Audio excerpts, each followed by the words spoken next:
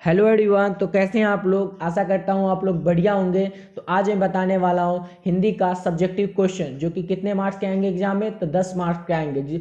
10 marks के आएंगे और टोटल क्वेश्चन रहेंगे 10, जिसमें से आपको बनाने कितने हैं, तो बनाने हैं बस 5 ही क्वेश्चन। कितने, तो 5 ही क्वेश्चन आपके बनाने हैं। हर एक क्वेश्चन 2 मार्क्स के रहेंगे। तो टोटल कितने नंबर हुए, टोटल नंबर हुए 10। ठीक है, तो चलिए शुरू करते हैं। और ये वीवीआई सब्जेक्टिव क्वेश्चन है, अगर आप कर लेते हैं ना तो इसी में से मैं गारंटी लेता हूं कि 3 क्वेश्चन तो एग्जाम में रहेंगे ही। टोटल ये 8 ही क्वेश्चन है और इसमें से 3 क्वेश्चन जरूर आएंगे एग्जाम में। ठीक है, तो चलिए शुरू करते हैं। हमारा पहला क्वेश्चन है, आर्ट ऑफ कन्वर्सेशन क्या है। आर्ट ऑफ कन्वर्सेशन क्या है, तो बोलने की जो कला होती है ना, उसी को कहते हैं आर्ट ऑफ कन्वर्सेशन।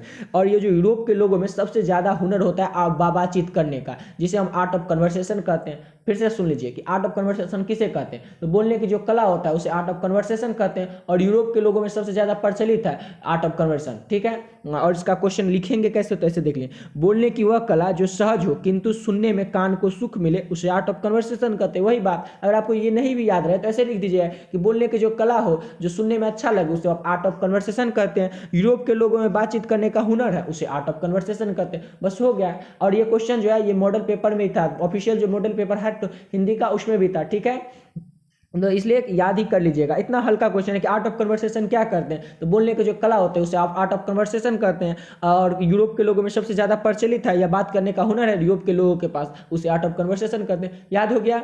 ठीक है, चलिए अगला क्वेश्चन है हमारा, दिनकर जी का निधन कहाँ और किन परिस्थितियों में हुआ था। दिनकर जी जो थे उनका निधन किन और कब पर किस परिस्थितियां में हुआ था, किस परिस्थिति में हुआ था। देखिए, दिनकर जी एक दिन मद्रास में गए थे, वहां बिल्डिंग के नर्सिंग होम में उनका निधन हुआ था। ये पता चल गया कि दिनकर जी मद्रास गए थे और वहां बिल्डिंग के नर्सिंग होम में उनका निधन हो गया। ये समझ गए कि दिनकर जी मद्रास गए थे, वहां बिल्डिंग के नर्सिंग होम में उनका निधन हो गया। ठीक है, अब क्वेश्चन कर रहा है कि किन परिस्थिति, मतलब कैसा परिस्थिति था जिसमें उनका निधन यानी कि उनकी मृत्यु हो गई थी। ठीक है, तो वहाँ वो इंडियन एक्सप्रेस के स्वामी रामनाथ गोयनका के यहाँ मेहमान थे। वहीं उनको दिल का दौरा पड़ा, उन्हें तुरंत अस्पताल ले जाया गया। वहाँ डॉक्टर लोग तुरंत हर तरह के होकर चिकित्सा करने लगे, मगर उन्हें बचाया नहीं जा सका।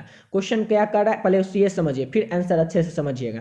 क्वेश्चन कर रहा है कि दिनकर जी का निधन कहाँ हुआ, मतलब कहाँ पर हुआ था और किन परिस्थिति में हुआ था। तो उनका निधन जो है वो दिनकर जी का निधन मद्रास के बिल्डिंग के नर्सिंग होम में हुआ था। वहाँ अब क्वेश्चन है कि किस परिस्थिति में हुआ था, तो वो वहाँ इंडियन एक्सप्रेस के जो स्वामी रामनाथ गोयनका है उनके यहाँ मेहमान के तौर पर गए थे, मेहमान बन के कि रामनाथ गोयनका जी के यहाँ। वहीं उनको दिल का दौरा पड़ गया। दिल का दौरा जैसे ही पड़ा कि उनको तुरंत अस्पताल में ले जाया गया। वहाँ डॉक्टर हर तरह का तैयारी देखने लगे कि उनको कैसे भी करके बचा लिया जाए, लेकिन उन्हें बचाया नहीं जा सका। इसी तरह से दिनकर जी का निधन हुआ था। कहाँ हुआ था वो याद ही होगा कि मद्रास के बिल्डिंग के नर्सिंग होम में हुआ था। और किन परिस्थिति में हुआ था वो आप समझ ही गए। ठीक है, इसी तरह से और एक चीज और देख लीजिए कि आप लोग को एग्जाम में आंसर लिखना कैसे। अगर आप ही बताइए, इस क्वेश्चन हम ऐसे लिखें, पैराग्राफ में लिखें, अगर आप एक साथ ऐसे लिख लीजिएगा तो देखने में अच्छा लगेगा। इसी को लाइन को उन्हें के यहाँ से घुसा देते लिखते तो लिखने में अच्छा लगता नहीं लगता ना। इसलिए इसको पैराग्राफ में अगर एग्जाम में लिखिएगा तो आपको ये 2 नंबर में 2 नंबर मिल ही जाएंगे। वैसे अगर एग्जामिनर अगर नहीं भी देखेगा आंसर क्या लिखा हुआ है बच्चा,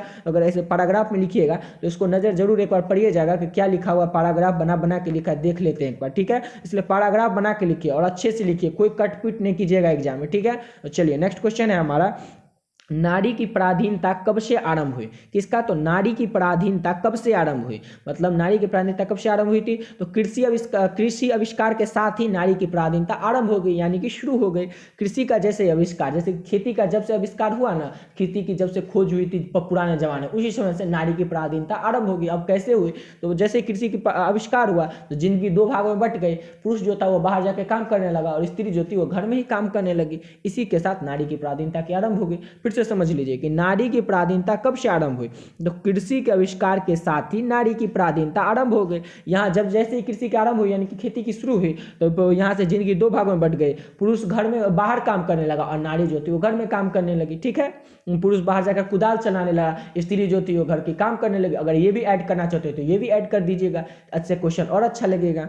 ठीक है, चलिए इसके साथ हमारा नेक्स्ट क्वेश्चन है इसके बाद कि मालती के घर का वातावरण आपको कैसा लगा। मालती जो थी, ये कौन किस चैप्टर से क्वेश्चन लिया गया है, तो ये लिया गया है 5वां चैप्टर हमारा है रोज। उसके राइटर कौन है, तो उसके राइटर है सचिदानंद हीरानंद वात्सल्य।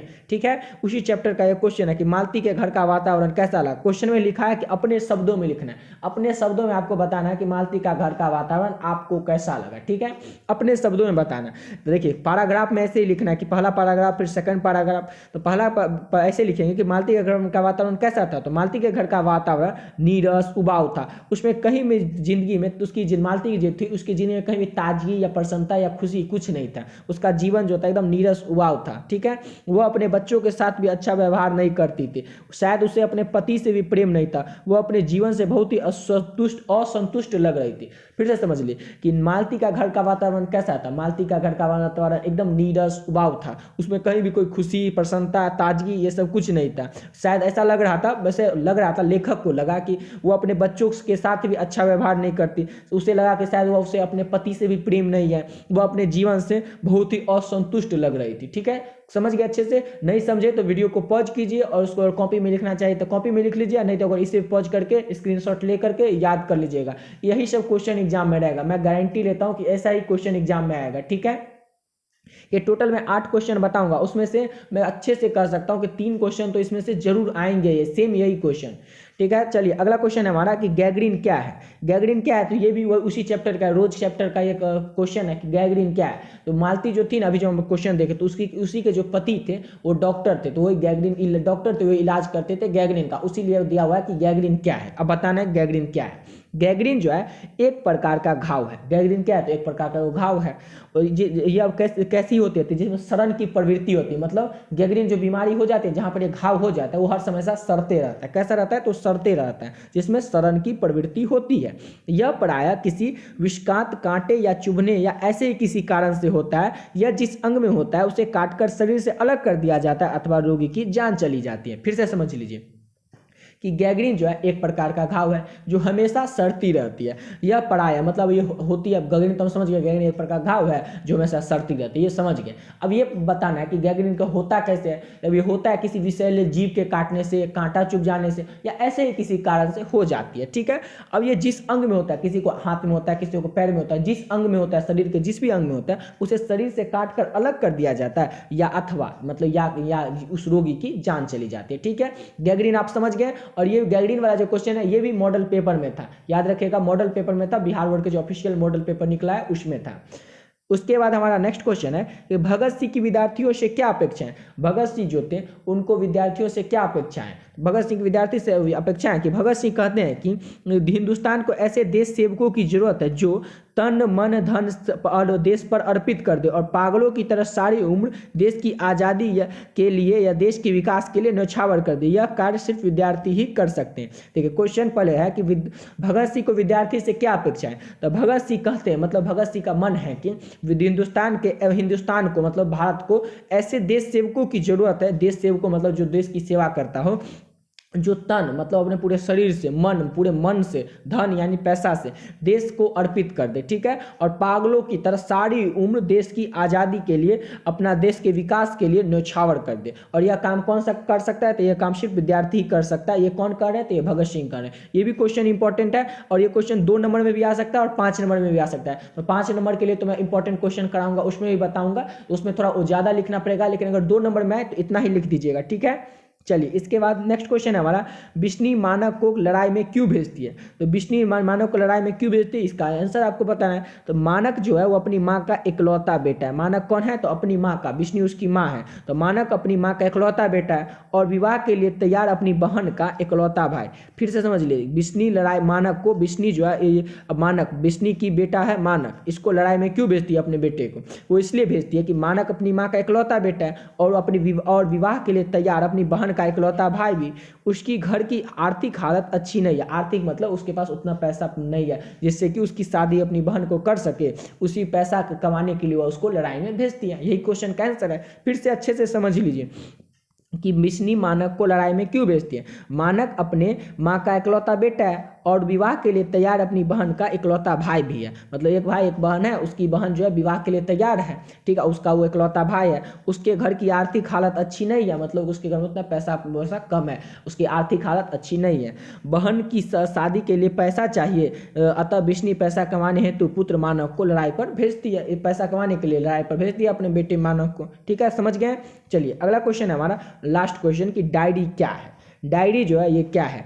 डायरी किसी साहित्यकार या व्यक्ति द्वारा लिखित उसके महत्वपूर्ण दैनिक अनुभवों का ब्यौरा है, जिसे वह बड़ी सच्चाई के साथ लिखता है। वस्तुतः डायरी मन का कूड़ा है। अब इसको समझेंगे कैसे।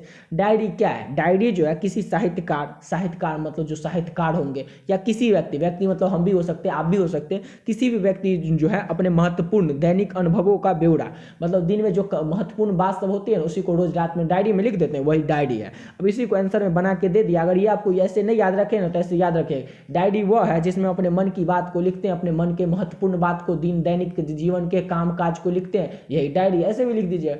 ये सब जो क्वेश्चन है, ये सब तो अपने मन से बना के भी लिख सकते हैं। ठीक है, चलिए समझ गए। तो इसी के साथ ये वीडियो यहीं पे कंप्लीट करते हैं, और नेक्स्ट वीडियो में हम क्या करेंगे, इसके और 10 इंपॉर्टेंट सब्जेक्टिव क्वेश्चन करेंगे। अगर आप वो 10 और ये 18 क्वेश्चन कर लेते हैं, तो ये मेरी गारंटी है कि वो जो 10 आएंगे, जिसमें से आपको 5 बनाने हैं, उसमें से अगर 6-7 नहीं मिला तब जो कहिए, तो उसमें से 6 का 7 क्वेश्चन जरूर एग्जाम में आपको टकराएंगे। ठीक है, तो चलिए मिलते हैं नेक्स्ट वीडियो में।